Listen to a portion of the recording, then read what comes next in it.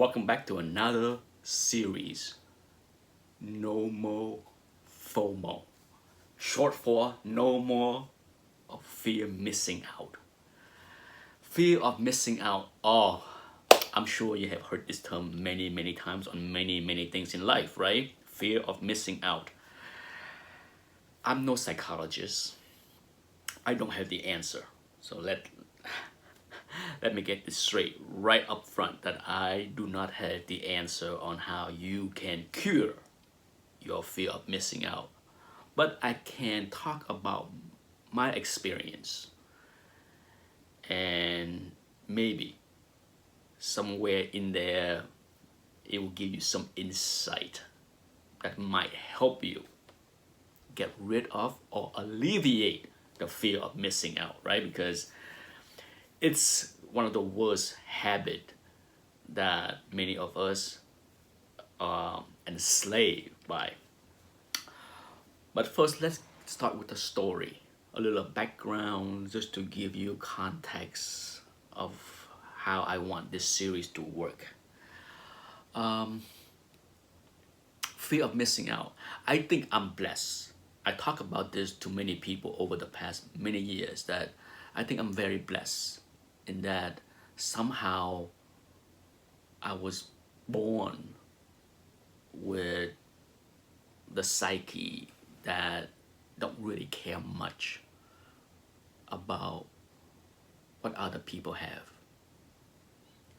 I think that's the first part. The big part of fear of missing out is a lot of people see something that other people have that they, for whatever reason, think they want also, and they have to have it because they don't want to miss out on whatever that is.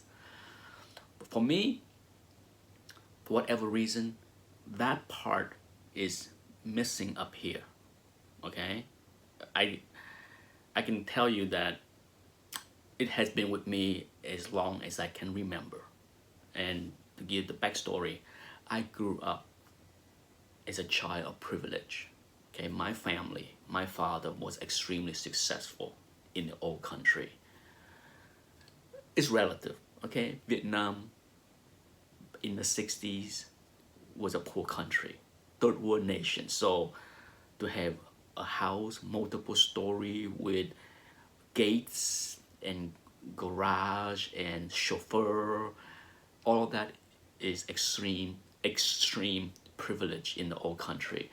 We have maids, personal chef, chauffeur. I have a nanny from baby all the way to about 7. I have a personal nanny that take care of me, carry me up the stair even when I was 4 years old. So we have a lot of luxury. I grew up with privilege. My dad even had a street named after him because he was well known and well regarded in the old country. So I had all of that. And then, of course, I left Vietnam, went through the ordeal of being a refugee, spent over 9 months in the refugee camp, and landed in upstate New York, living with my uncle. We were dirt poor, okay? He was married with a child, a 2-year-old, and I came to the US with my older brother and older sister, so there was 6 of us living in a 2-bedroom apartment in East Greenbush, New York. Look it up, it's upstate New York. We were dirt poor.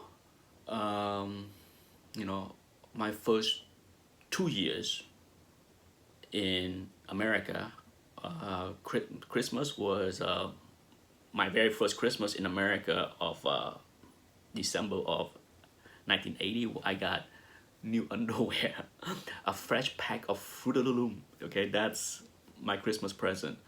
The second Christmas was a pair of gloves. Other than that, all of my clothes were from the Salvation Army. Yes, even boots and shoes. We went to Goodwill to shop for those things. And of course, no doubt, free lunch at school. Trust me, it was not easy. Okay, I did not look back at those early years as, wow, I made it to America. What a wonderful opportunity. No, I look at those early years as hardship, extremely tough mentally and physically. Get used to the weather, grew up in a hot, humid climate for 12, 13 years of my life, and then ended up in upstate New York in March when it was 50 something degrees. There was still snow on the ground. So, whoo, big jump in climate for me. But even at those early years, I didn't look at what other people have and be jealous of what they have. I don't. I was not jealous of other kids in school. There was a lot to deal with. I was just trying to survive day to day. Can you imagine 7th grade, 1980, going to school wearing secondhand clothes that I got from the Goodwill store, bell bottoms. I was wearing bell bottoms corduroys. Yeah. So trust me, I'm not gonna try to equate my experience being bullied or mistreated as worse than other people have, but understand the circumstance that I was in, okay? Couldn't speak a word of English, didn't understand English really, and the first week of school, some kid asked me if I like girl, and of course I didn't understand what he was asking, so I blurted out one of the two English words I know, yes or no, right? So I said no, and yes. Then there was all kind of situation with me being called a fag or this and that in school. It was ugly. You can't imagine how ugly things were in 7th grade for me. So discovering comic books in 1981 was a savior. A savior for me. It was my biggest escape to found something that brought me joy and happiness. Is just, I can't even equate or measure what it was. I know a lot of people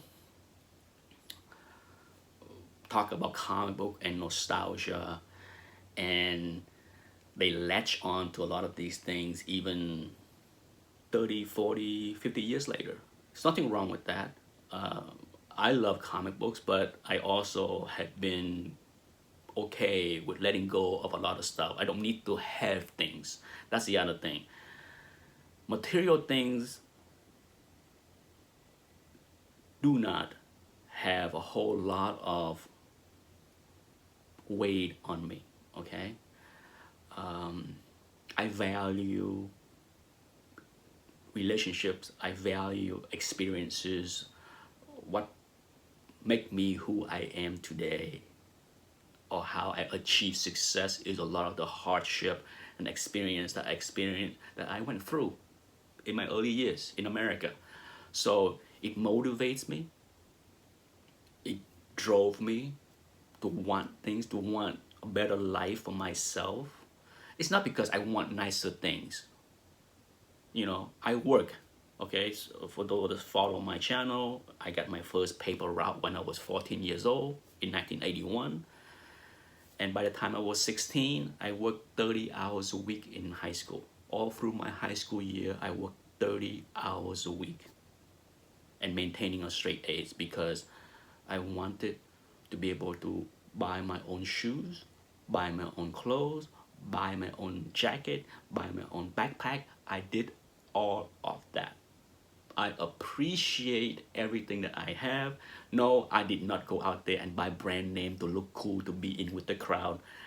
I bought things that was functional. It has always been that way with me because it was my money.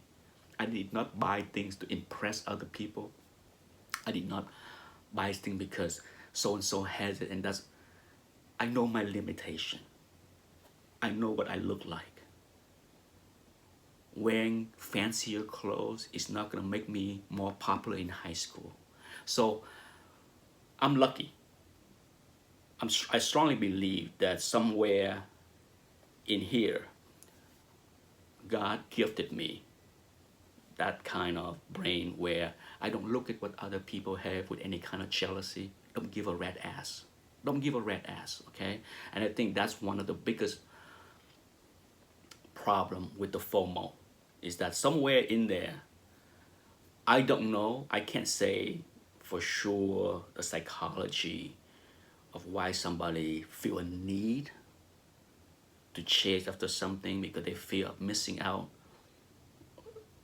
I don't have that. Okay, never had that.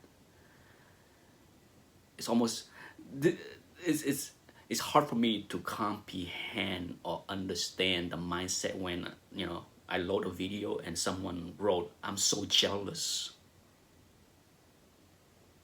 The first thing that crossed my mind whenever I hear the word jealous in a comment is, are you jealous? Will you be jealous of my personal experience to get to this point in life? I'm pretty sure you won't be, okay? So tuck that jealous in your back pocket and sit on it because it's no place here, to be blunt, because I'm pretty sure nobody would want to trade. People want to be here, but they wouldn't want to trade for what I went through to get here. Trust me. So jealousy is not something that works well. Has anybody get any kind of success by being jealous? This is a serious question, because if you can answer that question straight honestly, then you see why being jealous of somebody else, of having what they have, or that's a big part of the FOMO, I think. Let me know if I'm way off as far as the FOMO thing, because since I'm not jealous of what other people have, they can have more things, cooler stuff, nicer things, bigger house, nicer car, cooler books, higher grades. I don't care. Okay, so it's one of the biggest lesson in life that I'm pretty happy that my son has inherited from me. He's 12 years old now. He's literally the same age that I left the old country, and I can see a lot of my personality in him. He has no jealousy in him of what his friend has. He understands his limitation. We have a lot of interaction about what limitation life is. I'm short. He's gonna be short. It's okay. I succeeded in life. I'm pretty happy. So yeah, if you ask him, sure, he'd be the first one to tell you that, hey, it'd be nice to be taller. Not fun to be the shortest person in his class among all his friends. But it is what it is. And he has that self-confidence that I really, really proud to see in him, because, he's not jealous of what other people have. He doesn't need to wear fancy clothes, fancy Nike, to fit in with his to be with the cooler kids. And I like that. I like that at his age already, he has that self-aware that he doesn't need a lot of stuff to brag. Okay, so I just look at the clock. My God, it's been already 14 minutes of me yippee yapping. So hopefully in this series, I would dive into my personal experience for those that like to hear the stories. And hopefully it will help you understand your own psyche, and hopefully that will help you alleviate. I doubt it. I'm no psychologist. So I'm pretty sure whatever I talk about here may be entertaining for some, but at the end of the day, if you're the type that are jealous of what other people have, I doubt this video will help you. Thanks for watching. Bye bye.